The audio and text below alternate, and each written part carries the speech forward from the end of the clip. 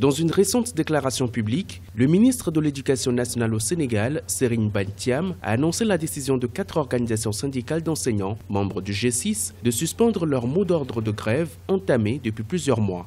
Une sortie médiatique pas du goût des protestataires qui haussent le ton depuis samedi 21 avril 2018. Le système éducatif sénégalais subit depuis plusieurs semaines les conséquences d'un blocage né des revendications des syndicats d'enseignants. Ces derniers réclament de meilleures conditions de travail.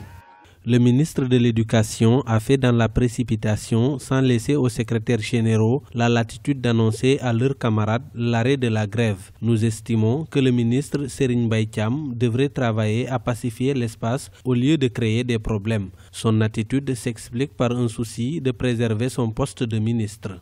Les enseignants réclament notamment l'application d'une série d'accords déjà signés avec le gouvernement et non exécutés et la revalorisation de certaines indemnités, notamment celles liées au logement. Dans son discours à la Nation le 3 avril 2018, veille de la célébration du 58e anniversaire de l'indépendance de son pays, le chef de l'État Macky Sall avait annoncé des mesures allant dans le sens de l'apaisement des tensions. Il avait promis que le gouvernement assurera le suivi permanent des engagements pris vis-à-vis des revendications des enseignants. Nous exhortons les enseignants à rejoindre les salles de classe pour continuer les cours, reprendre les cours et à suivre la voie de leurs camarades qui ont décidé de suspendre leur mouvement.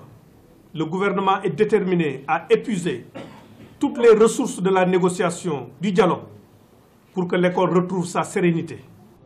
Les leaders syndicaux dénoncent l'attitude de leur ministre de tutelle et réclament son départ du gouvernement. Un mécontentement largement partagé au sein de la corporation et qui suscite davantage d'inquiétudes dans le camp des parents d'élèves, la plupart redoutant une année blanche. En attendant, seuls 2 syndicats de l'élémentaire ont suspendu la grève de manière effective.